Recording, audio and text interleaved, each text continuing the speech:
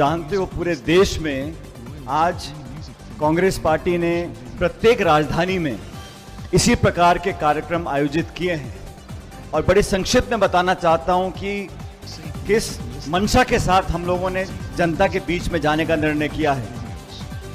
पिछले कुछ दिनों में नई सरकार जब बनी देश में, आप और हम जानते हैं कि 4 जून का जो परिणाम आया, उस परिणाम ने 2 बातें बताई।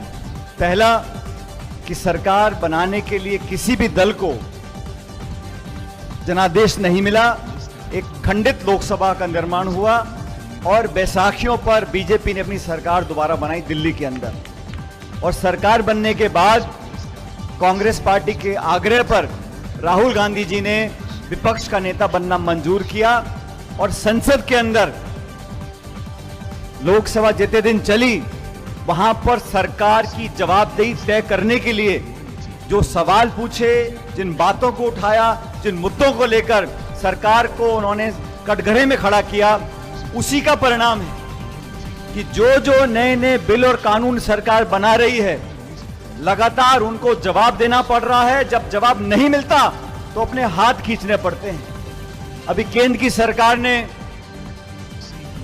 लैटरल एंट्री के लिए एक सरकारी आदेश निकाला। हमने सवाल किया कि आप लोगों को भर्ती करते हो तो जो वंचित वर्ग है, जो पिछड़ा है, गरीब है, दलित है, आदिवासी है, अपेक्षित लोग हैं, उनके बच्चों को पढ़ने का मौका देने के बाद आप नौकरी नहीं देना चाहते हो, तो सरकार ने 2 दिन पहले अपना वह सरकारी आदेश वापस ले लिया। ब्रॉडकास्ट का बिल लेकर आए, तानाशाही रवैये को दोबारा अपनाना चाहते थे। खड़गे जी ने, राहुल जी ने कहा कि स्पष्टीकरण करिए, वो बिल विड्रॉ कर लिया। वक्फ बोर्ड का बिल लेके आए, वक्फ बोर्ड के ऊपर, उसको वापस लेना पड़ा। लेकिन मुद्दा यह है कि आज देश में जो मिलीभगत हो रही है, संस्थाओं की, बड़े बड़े उद्योगपतियों की, जो सरकार के साथ हाथ मिलाकर इस देश की अमानत जो है, संपत्ति है, उसको औने पौने दाम में उसका अतिक्रमण कर रहे हैं, उसके खिलाफ राहुल जी ने आवाज उठाई थी। और जो खुलासे हुए हैं, जैसा संदीप जी ने कहा, यह बड़ा जटिल मुद्दा होता है, आम व्यक्ति के समझ में नहीं आता।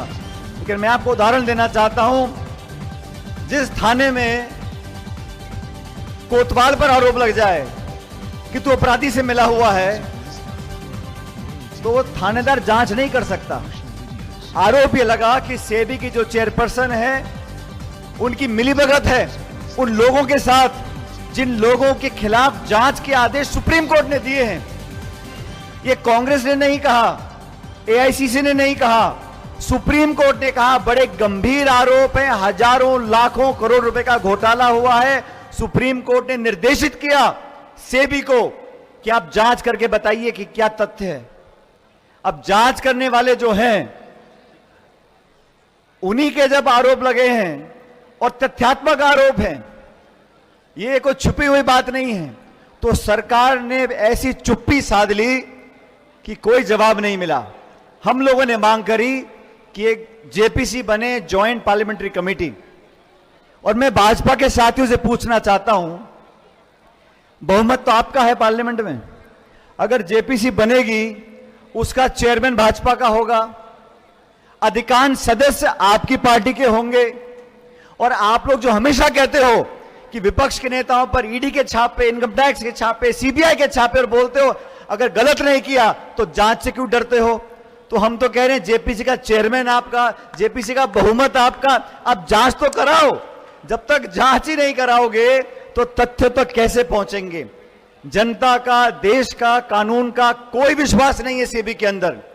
जब उनकी चेयरपर्सन, उनके धर्मपति के ऊपर इतने बड़े गंभीर आरोप लगे हैं, जिसको वो मना नहीं कर रहे, हमारा लेन देन हुआ, हमारा निवेश हुआ, हमारे पैसे का लेन देन हुआ, तो वो जांच नहीं कर सकते। इसलिए हमने कहा कि ये सरकार गूंगी बहरी हो सकती है, लेकिन देश में लोकतंत्र जीवित है।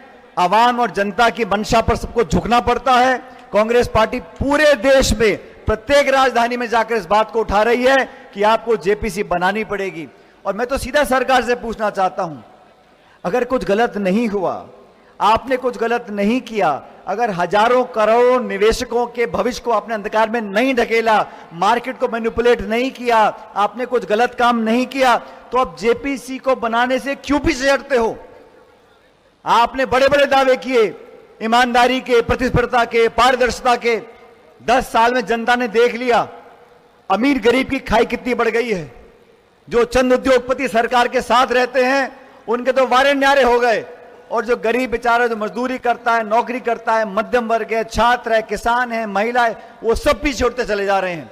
इस गरीबी की खाई को जो बढ़ाया है, अमीर गरीब की खाई को, इसके लिए सिर्फ और सिर्फ वो लोग जिम्मेदार हैं जो दिल्ली में बैठकर नीति निर्माण करते हैं। इसलिए साथियों, मैं धन्यवाद देना चाहता हूं देवेंद्र यादव जी का, इनकी पूरी कमेटी का, दिल्ली प्रदेश कांग्रेस कमेटी का, कि आप सबको यहां पर बुलाया। पूरा देश इस बात को सुने और समझे कि कांग्रेस पार्टी सिर्फ और सिर्फ एक उचित पारदर्शी जांच चाहती है, और जांच जेपीसी के माध्यम से हो। देश में अनेकों बार जेपीसी बनी है। मुझे याद है एक बार एक कोका कोला को चक्कर आ गया था, उस पर जेपीसी बन गई थी। तो जेपीसी बनाना कोई बहुत बड़ी बात नहीं है, लेकिन अगर मन में चोर हो, कुछ छुपाने की बात हो, तो कोई भी सरकार जेपीसी बनाने से डरती है। इसलिए मेरा सीधा आरोप है सरकार के ऊपर, आप जेपीसी बनाएं, जांच करवाएं। अगर कोई गलती नहीं मिली, जांच के बाद कोई तथ्य सामने नहीं आता, तो मामला खत्म है। लेकिन जांच तो आपको करवानी पड़ेगी।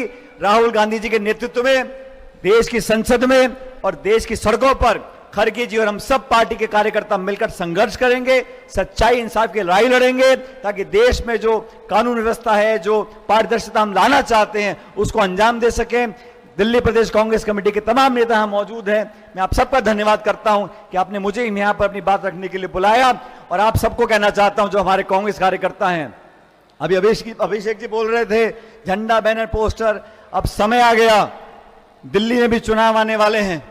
आप सब अपनी कमर कस लो, इस बार ईंट से ईंट बजानी है और दिल्ली में कांग्रेस की सरकार बनानी है। ये दिल्ली में कांग्रेस की जड़ें बहुत मजबूत हैं। समय बदलता रहता है। आज देश ने कांग्रेस के ऊपर अपना आशीर्वाद रखा है, राहुल जी के नेतृत्व में दोबारा अपना विश्वास जताया है। तो मैं सभी दिल्ली के कार्यकर्ताओं को बताना चाहता हूं, ये दिल्ली हमारी और आपकी है, इसे मिलकर सुधारना है। आने वाले जब चुनाव होंगे, हम मजबूती से लड़ेंगे और जीतेंगे। इस संकल्प के साथ आप लोग यहां से जाएं। आप सबका बहुत बहुत धन्यवाद। जय हिंद, राम राम साहब।